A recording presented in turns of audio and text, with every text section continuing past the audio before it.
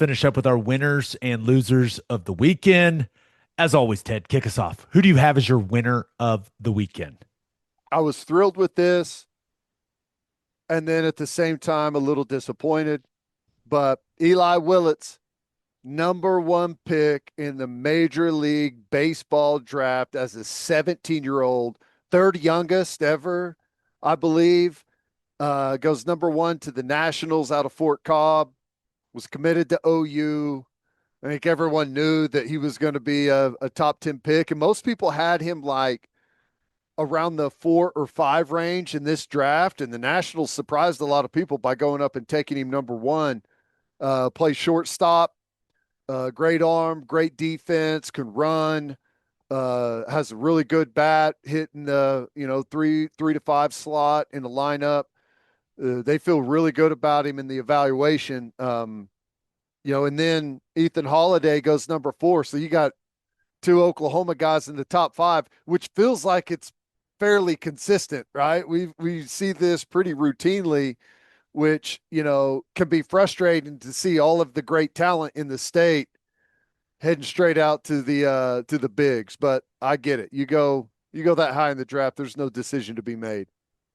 Yeah, I don't think when you get picked first, I don't think Skip's just like, hey man, congratulations, you're gonna crush it. Like there's no conversation to be What are had. you gonna do? Yep. What are you gonna do?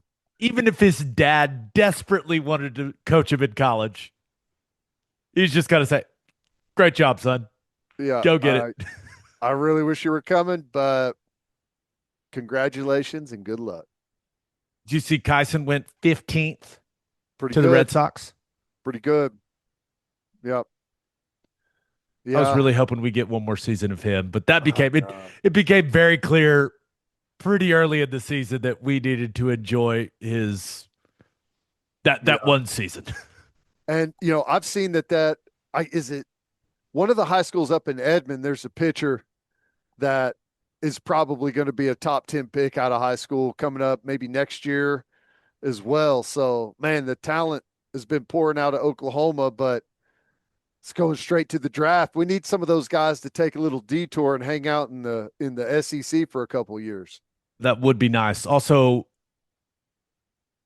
Malachi Witherspoon just went 62nd to the Detroit Tigers. Yeah. I wasn't sure where he was going to go, but had a pretty good feeling you were going to lose both of those guys. But Skip's been doing really good in the transfer portal.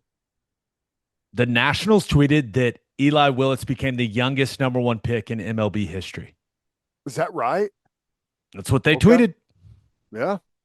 I'll take it. I thought that the one I read, and maybe they just got the wires crossed. I thought it said he was the youngest since Ken Griffey Jr., but I'll take their word for it. They'll know. Blame the Nationals if it's not correct. The Nationals would know. It would have been a lot of fun getting to watch him. He's reclassified, right? He's just finishing his junior year. It's ridiculous, man. Crazy. I think we all were excited, but in the back of all of our minds, we're like, this guy's never gonna play at OU. It's pretty crazy. It's like, yeah, I'm gonna go ahead and basically opt out of my senior year and go number one in the Major League Baseball draft. That's crazy impressive. I Pretty hope big payday too. I imagine the Willits family is having themselves a time tonight. Yeah. Who do you have as your loser of the weekend? I had to go with the Cleveland Browns, man. It just won't stop. Quinshon Judkins, 36th pick of the draft, the 4th pick of the second round for the Cleveland Browns, arrested over the weekend for domestic violence and battery.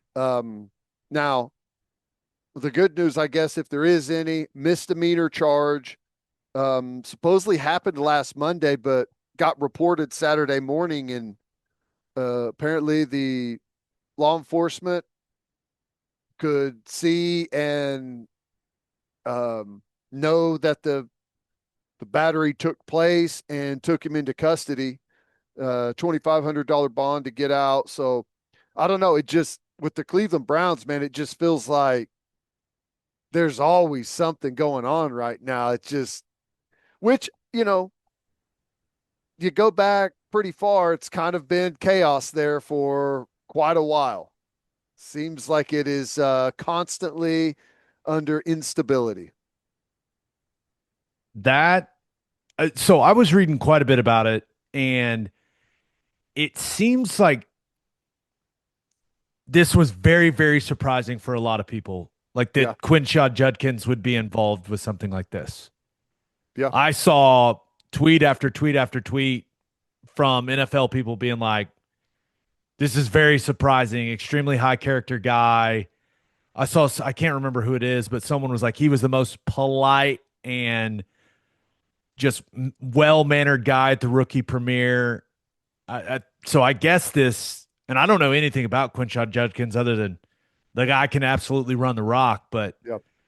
seems like a bad situation and a situation that a lot of people did not anticipate him finding himself in. Yeah.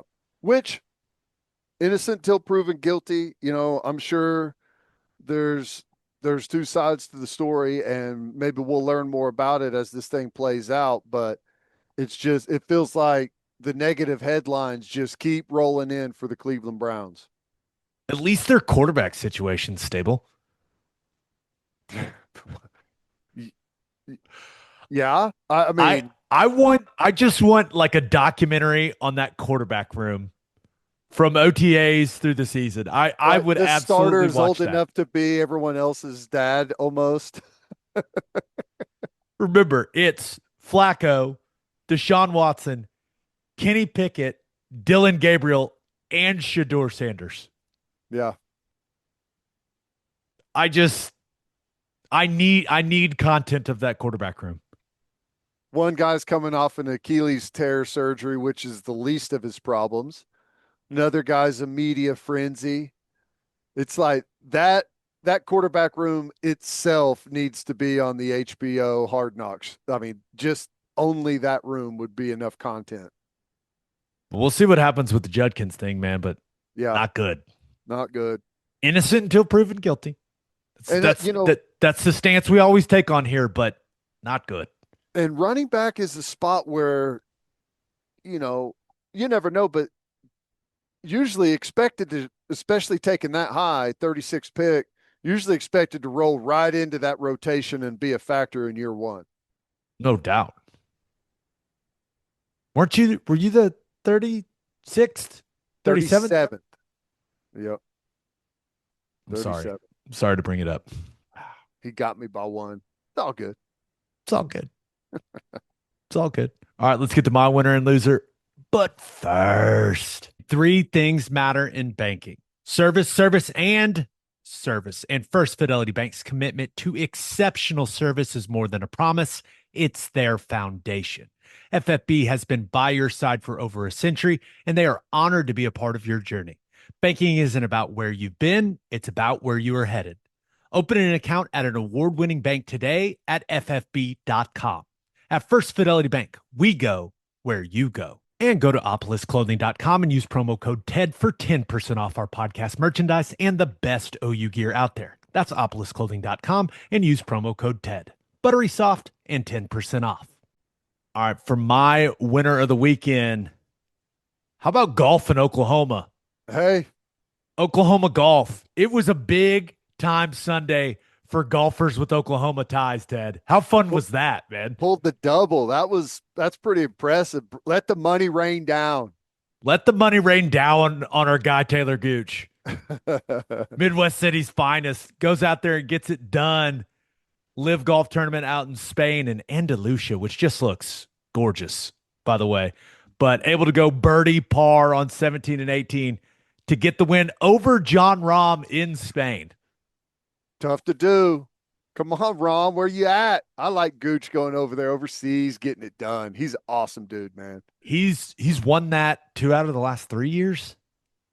So he must just, I think it's, what is it, Valderrama? He must just like the course. Was it 2 years ago whenever he caught fire and won like 2 out of 3 or something like that? Or it wasn't last season. It was the season before. He won the entire, he won the individual title for LIV. Yeah, he was on a rip. Yep. That's awesome. So he's found it. So it was fun. I was up late, early, whatever it was, watching the end of that. And I was like, okay, come on, man. Finish it off. Just needed the par on 18 and hit just an absolute bullet. I think it was a 4-iron onto the green on his That's second shot. I was crazy. like, that'll do, dude. That's crazy. It was awesome. But then hours later, you get former Sooner Chris Gotterup out dueling Rory McIlroy in the final group at the Scottish Open. Like Gotterup wins it, fires a 66, dude. Did it in That's the got to all be, black too. I liked it. It was good luck. I mean, can you imagine what that's got to be like? Not just at the, like all day playing with Rory over there. It's like, is this really happening? What am I doing right now? Out of body experience. It was I thought it was just a tremendous display of composure. Man, he knew everyone was cheering for Rory McIlroy. Oh yeah. And dude was just unfazed, man. It was a lot of fun to watch. I think it was like the 200-yard par three. I think it was the 12th. Oh, just one of the most beautiful par three tee shots you'll ever see. I think it was like a foot. I mean, he just had in that back nine, he just had some holes where, but to steal it from Bill Rafter, onions, man, onions. Now, is the Open next week? Yeah, and he gets the automatic qualifier. He's in. That's right. So just extend those hotel reservations and hang out a little bit. Go get a lay of the land early. He's got to go take a look at Royal Portrush. Okay. So that starts That's awesome. Thursday, and also and so it was. I don't. Did you see his post round interview? No. Guy just lost it. It was awesome.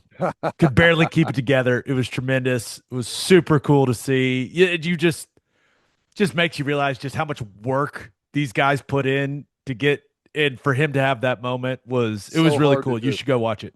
But So hard playing against that field to do it for 4 days. You can't just get hot one day, go out there and win the thing. no, I mean, and that was a loaded field at the Scottish Open too. Yep. Maybe Yep. the lasting image of the tournament is Scotty Scheffler just looking. Have you seen that picture of him? Uh-uh. He had a birdie putt. I think it was on like the 13th or something like that. And he is just absolutely perplexed that his golf ball did what it did. And he's just looking at it like, why? Why did you do that? It's so good, dude.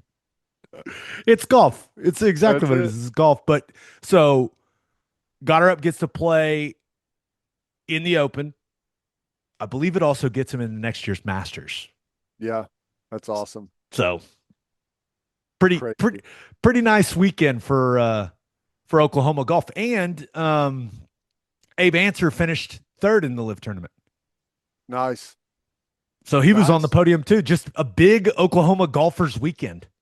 Yeah, that's awesome. It is so hard to win on that tour, and you think everyone playing out there is multimillionaires, but a lot of those guys are just fighting and scrapping, trying to figure out a way to make it to the next week. So I love that for Gotterup. Get that bank account flush a little bit, give you some breathing room, go play some relaxed golf, go 2 for 2. He had a great post round tweet as well. It's like that high school coach is like, better give me my money. That's So good. But awesome. he one last thing on this. Rutgers was very much claiming him as well on Sunday. Hmm. Okay. A lot of Rutgers golf tweet now, and he was at Rutgers longer than he was at OU. I fully acknowledge that. But there's just no doubt he took his game to another level once he got to OU. Oh yeah. But it didn't feel.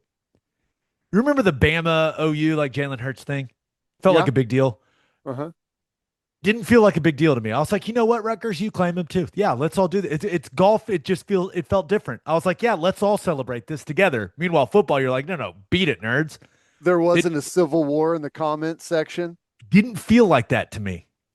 It was almost like, yeah, let's all celebrate this guy. Golf, baby, let's go. I don't know. It was an It's like, interesting dynamic. it's Rutgers and everyone's like, I'll let them have it, no big deal. He's But from New Jersey. I mean, what one of your in conference rivals, that would have turned into a bloodbath, I'm sure. Yeah. But hey, congrats, Gooch. Congrats, Gotterup. And hey, Abe Answer. Amazing. Solo third. Not bad. Not bad. Loser of the weekend. I'm going with Wimbledon, man. I you, I feel like Wimbledon is always remembered for what happens in the finals, right? Hmm. You're always hoping you're going to get an awesome women's final to watch and then an awesome men's final the next day. And that's not what we got. Let's start on the women's side. Whoa. And I was rooting like heck for Amanda Anisimova, American, made it to the Wimbledon final. Great story. She beat Sabalenka to get there, number one player in the world. You're like, okay, maybe she's got a chance against Swiatek, and double bagel. Oof. 6-0, 6-0. Ouch. Hey, learning experience. I saw some of the like her run to get there. She's got some serious athleticism. Oh, super fun to watch. I think Anisimova was just so nervous and it just derailed her early and she could just never get it back. Yeah. Yeah. It's a different stage now. I mean, to get there to a Wimbledon final and go out there and play and and who knows, you can feel like winning a huge match to get there, like you kind of foot comes off the gas a little bit. I've made it this far. It's a win no matter what happens, and you don't have that edge to you. Who knows? But hopefully she'll be back. I hope so. And a really interesting story. It's been like a rough last couple of years for her. Lost her dad, who was her coach. She like ended up, I think she just like took a break from the sport. Mm-hmm. So I'm cheering for her. And I'm hoping this, I mean, she's got to take the experience away as like a overall positive. I mean, you just made Oh it to yeah, the Wimbledon final.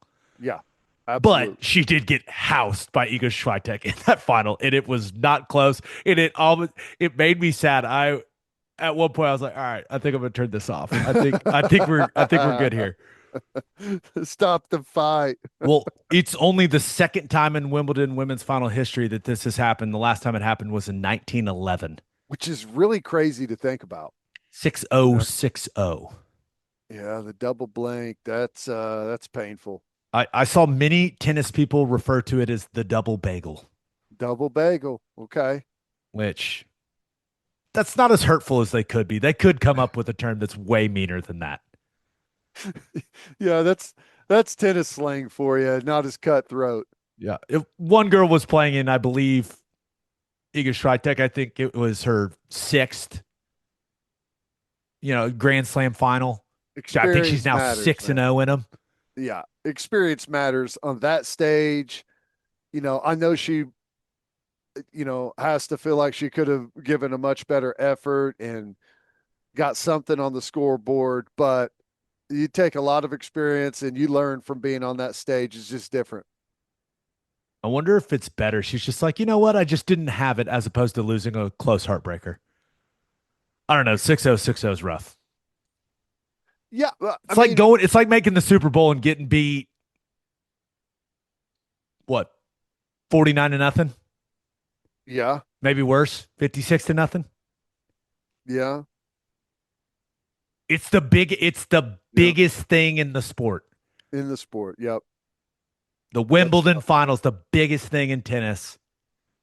6-0, 6-0. I don't know what the football equivalent to that is. I think the college, TCU when they made the the championship. but they scored.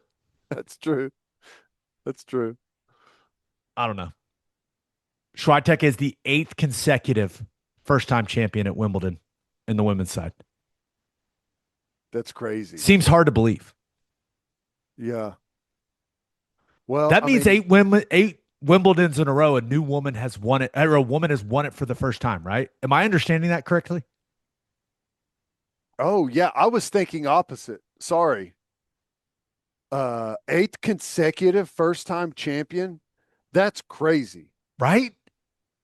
because like you think about the men's side, I mean, I feel like the winners, it's been like the same three guys for 20 years winning Wimbledon. Except for perfect transition, Ted.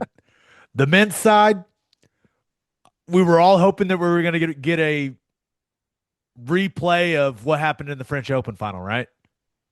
Where Sinner and Alcaraz just went at it for, what was it, 5 hours? I wanted it to be a little shorter than that, but I wanted to see something like that, like a classic match. Mm-hmm. Not what we got. Jannik Sinner loses the first set, and then, let's be real, just was much better than Carlos Alcaraz. I think that was the first time he's beat him, too. Wow. So That's a hell of a nice first win. I think we're going to be watching these two guys play in a lot of Grand Slam finals. And I don't know if a lot of our listeners watch Grand Slam tennis. I highly recommend it, like It's good. especially the semifinals and the final. It's you could like feel the tension. It's a really fun watch. But yeah, Sinner was just he was on a different level, man. Alcaraz, that's about as rattled as you're going to see that dude. I went through like a 4 or 5 year phase where I probably watched every, not just final, like every tournament. I would like stay up overnight watching them. Cause it's like the only thing that's not in season. Well, I guess you have some other stuff, but I guess maybe I don't know the reason, but I was into it for a while. You were tennis Ted for a while. I was tennis Ted. I was locked in. I like that. There was a tennis video game that I loved. I think it was on Dreamcast when we were growing up. It was like, I think it was like ATP World Tour or something like that. It was I don't really even know fun. what Dreamcast is. What is that? Is that its own thing? Or is You that like don't a know what a Nintendo Dreamcast Dreamcast? is? I don't think so. Do you know what a GameCube is? Yes. Okay. It's like This reminds me, I think it's Malibu's Most Wanted where he's like, I got Gamecast. He's like, there's Dreamcast and there's GameCube. I think you've never heard of the Dreamcast. No. Okay. I think I it's like know the last thing that Sega made. okay. I I know I've never played it and I don't think I've ever heard of it, but maybe I have. It's just been so long. Came out, and I want to say late 90s. Let me look it up. Yeah, came out in North America September 9th, 1999. Gamecast. Dreamcast. Dreamcast. Dreamcast. Dreamcast. Sega Dreamcast. Sega Dreamcast. Okay. Huh. All right. I'll take your word for it on ATP tennis. It was great. I loved it. Played it a lot. Me and my brother, we played doubles. It's fun. Nice. But dude, Alcaraz is 22 and Sinner is 23. Yeah. We're gonna That's be gonna watching be these dudes for a long time. Like if for you're into big time 15 years. tennis, like just get used to it. It is a young person's game, but we've been spoiled to see like some of the best ever have these super long, like unreal careers. It's typically a young person's sport, so hopefully they've got some staying power. Some people not thrilled with Sinner's success, thinking he should be suspended for. He's popped a couple tests. He's popped a couple tests, Ted. How do we feel about it? Uh, well, I guess he was cleared on this test. I I don't know. I don't know a whole lot about it. I read up a little bit on it whenever I saw, some of the controversy that I guess he failed two tests and got away with a slap on the wrist instead of the what could have been a 2 year ban, which that would be a bad deal.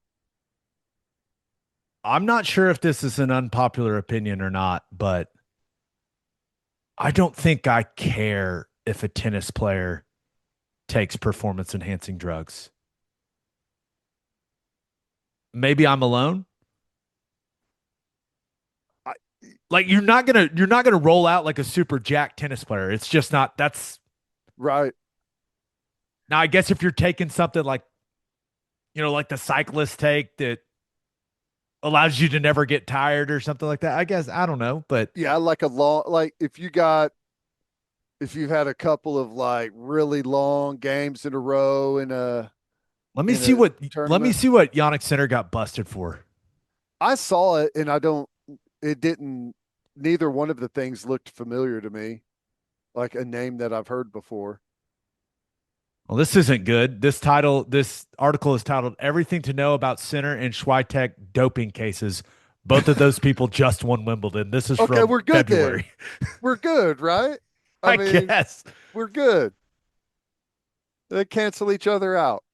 What substance he prohibited substance clostebol, a synthetic anabolic androgenic steroid.